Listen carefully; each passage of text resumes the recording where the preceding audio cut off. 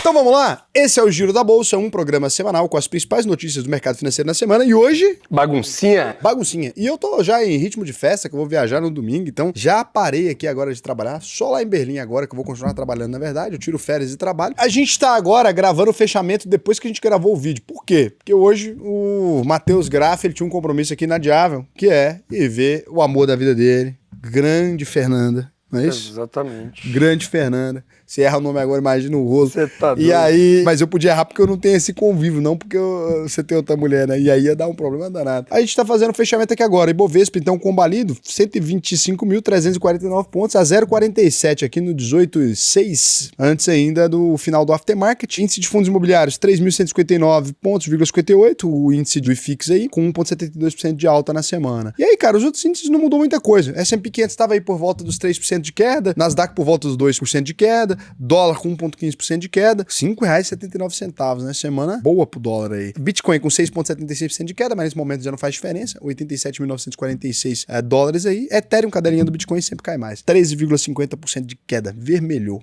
Beijo pra vocês.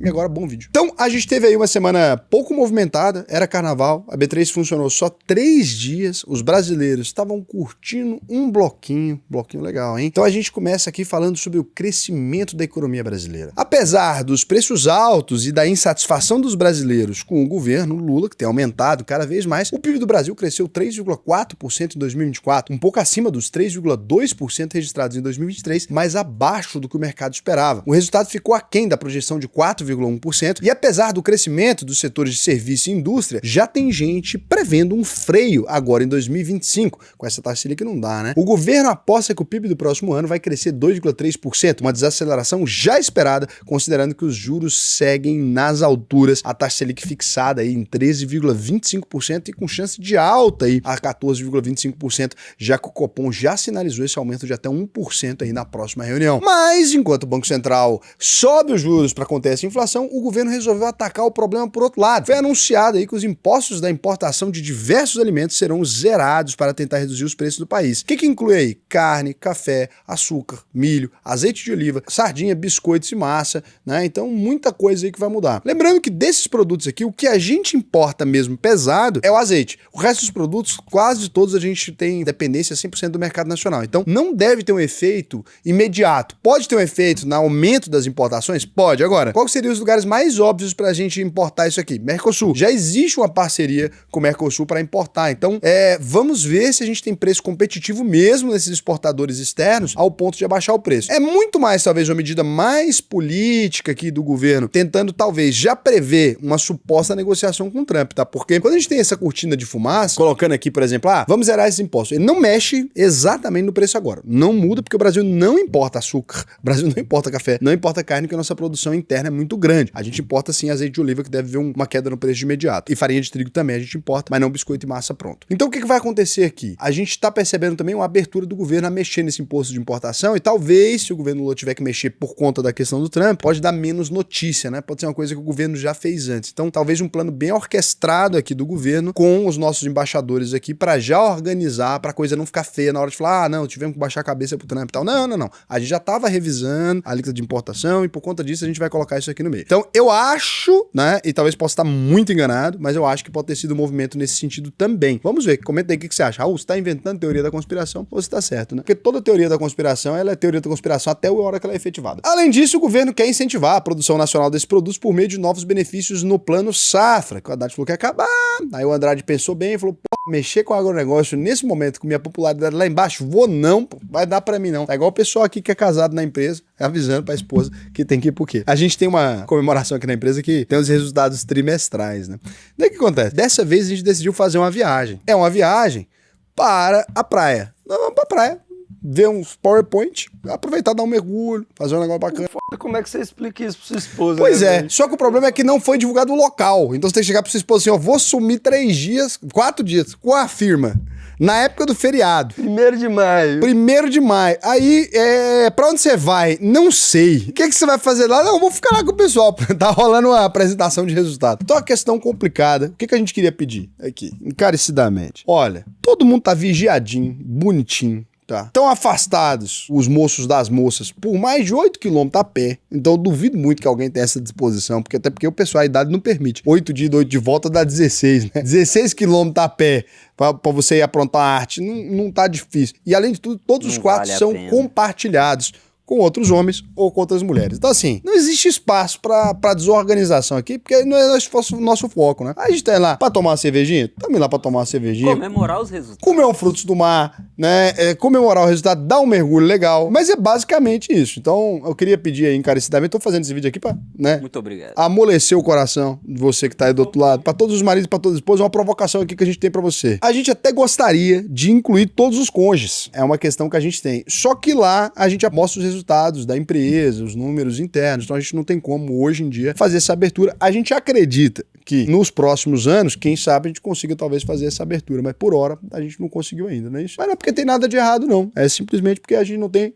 o recurso. A gente já faz isso durante o ano todo, né? Faz. A questão é que agora os PowerPoints combinam com fundo de praia. Com fundo de praia. Então não muda nada. Tá tudo certo aí, ó. Todo mundo casado, todo mundo. Não tem gente solteira aqui dentro, que isso aí tá até errado. Né? Tem até que ter mais gente solteira, porque gente solteira trabalha melhor, porque não tem esse tipo de problema. Então a gente até precisava aumentar, mas não tem. Por hora não. Isso aqui foi só um anúncio pra contribuir com o pessoal casado aqui da empresa. A gente retoma agora o negócio aqui. E aí, pra reforçar esse plano de baratear os alimentos pras famílias brasileiras, né? O governo federal, preocupado com a mesma coisa que a gente, também pediu aos estados que eliminem o ICMS sobre produtos da cesta básica, já que os tributos federais sobre esses itens já são zerados. E aí tem um problema, porque os governadores vão querer que tá um monte de estado no déficit. E ainda quer ampliar a cota de importação sem impostos de óleo de palma, most recognized like azeite de dendê, usado na fabricação de diversos produtos. É engraçado, né, que eles chamam de óleo de palma no Kit Kat, etc, pra dar um ar de chique, mas é azeite de dendê, gente. Só que azeite de dendê é um nome brasileiro muito mais gostoso, muito mais sonoro,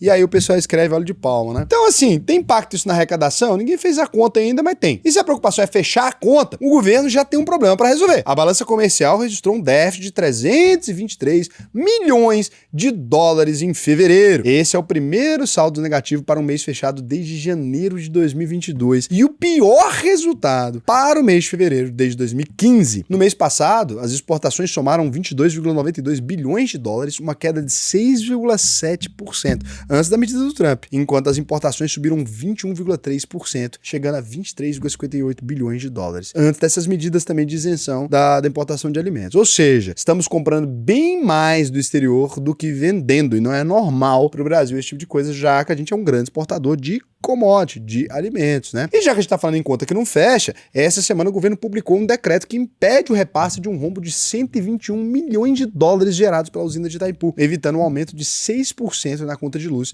dos consumidores do Sul, Sudeste e Centro-Oeste. Ao invés de repassar a conta pro bolso do consumidor, o governo decidiu usar um fundo de Itaipu para cobrir o prejuízo. Um respiro para os brasileiros que já pagam uma das tarifas mais caras de energia do mundo. Tem que pagar mais caro. Energia no Brasil tá barato, não tá não? Tá. Desliga a energia 6 horas por dia pra gente começar a economizar.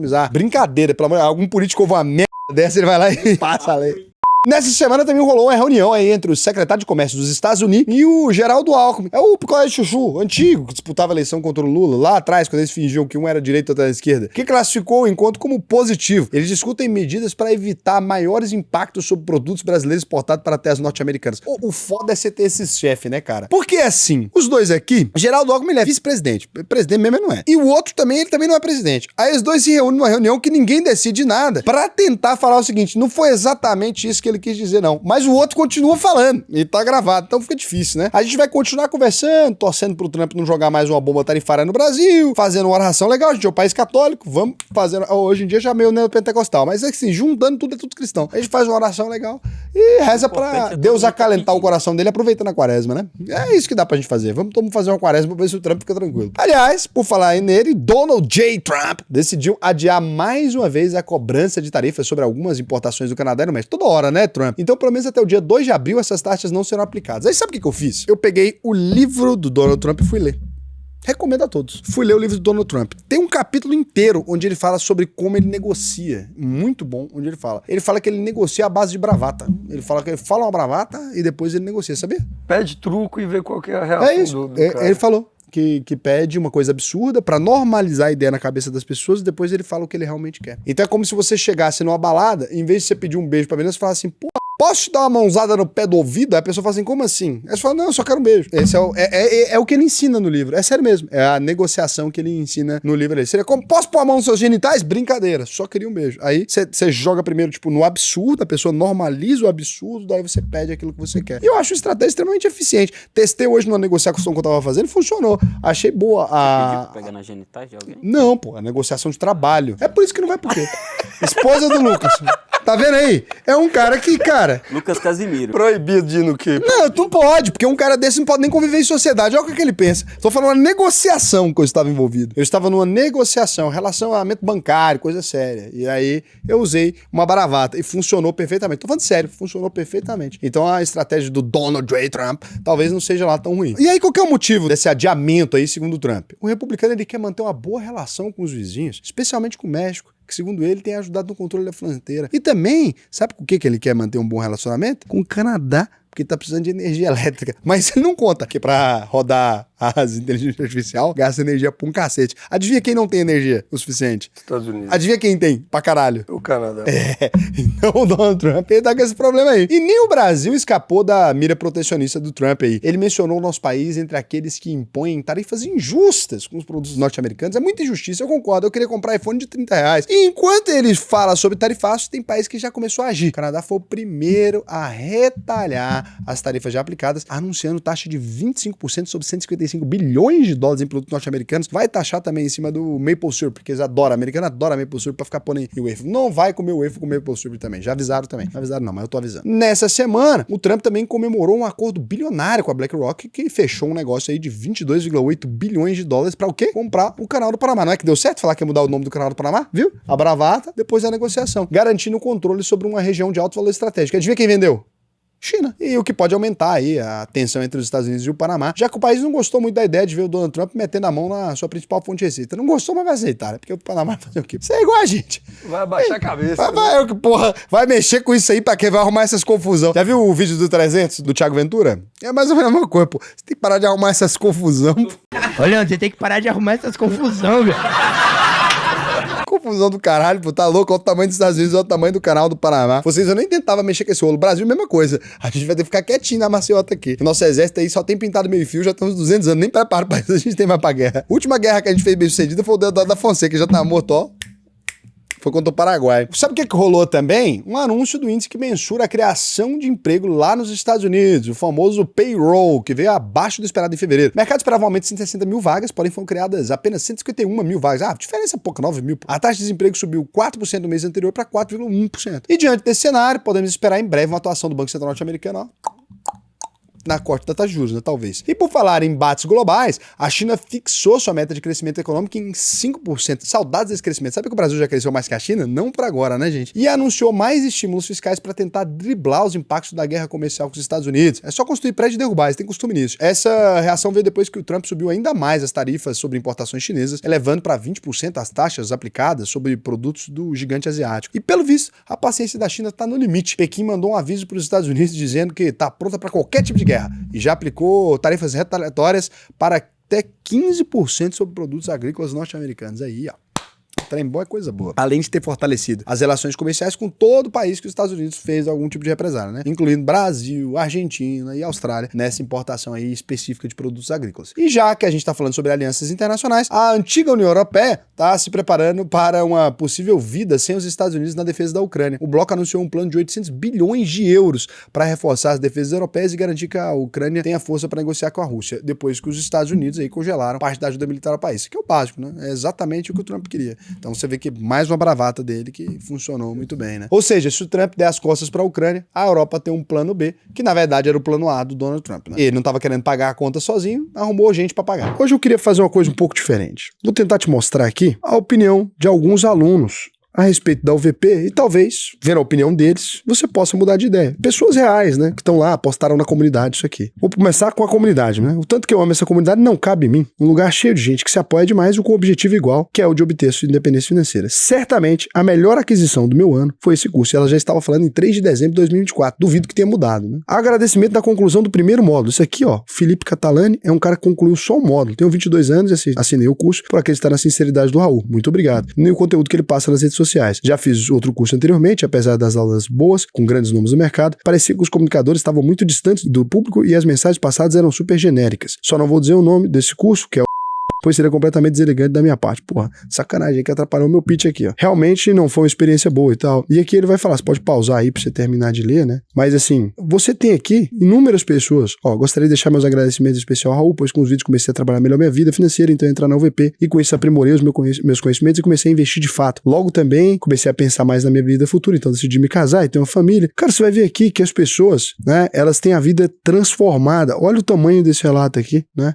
Esse não é apenas um curso de investimentos, vai além. Comecei a investir em 2017, ainda com dívidas e financiamento de um carro e um apartamento, mas decidi mudar minha situação. Na época eu tinha um salário significativo para a região onde morava e trabalhava com uma empresa de São Paulo. Foi então que resolvi dar o primeiro passo. Foi nesse momento que me deparei com livros essenciais, né? Ele cita, veja essa trajetória como uma grande jornada. Dentre os módulos do curso, destaco de renda fixa e declaração de imposto de renda que me chamaram bastante atenção. Eu já acreditava que sabia muito sobre renda fixa, mas o Raul me apresentou uma infinidade de alternativas que eu desconhecia ou simplesmente ignorava, já que meu foco esteve sempre em ações e FIIs. É isso que eu falo, sempre tem o que pegar, né? Então você consegue ver, né, aqui, pessoas falando sobre a exposição no mercado internacional, etc. Cara, olha que loucura. Isso aqui são pessoas reais que tiveram a vida transformada pela UVP. Então, se você quiser dar uma chance para a UVP, o que eu te recomendo? auvp.com.br. Entra aqui, clica no botão Faça sua análise de perfil, preenche o questionário. Vai ser um prazer te ensinar a investir. Por que tem tanta gente satisfeita na UVP? Primeiro, né? Se você concluir a UVP e não ficar satisfeito, eu devolvo 100% do seu dinheiro. Eu sou o único do Brasil a fazer esse compromisso. Por quê? Você tem que ter muita certeza que aquilo que você está vendendo funciona para você fazer isso aqui. Então, entra lá, vai ser um prazer para mim te ensinar a investir, né?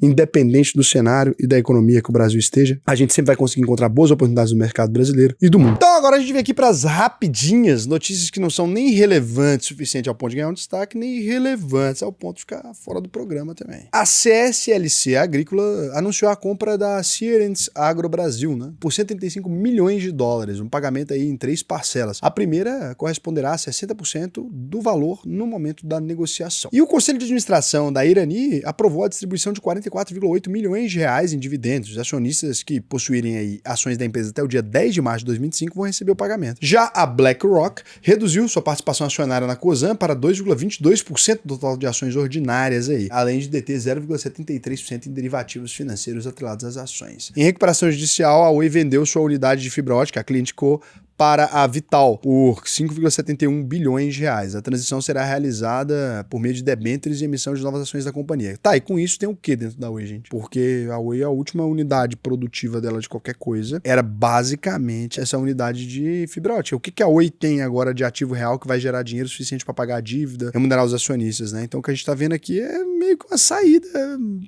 torta, né?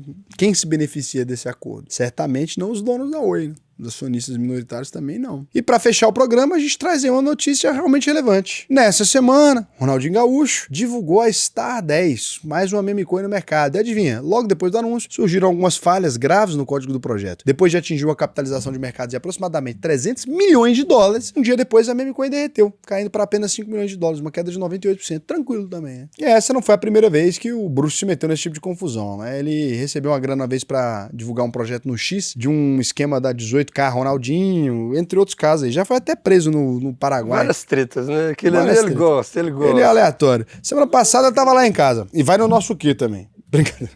Imagina ele aparecendo no quê, tipo, foda-se.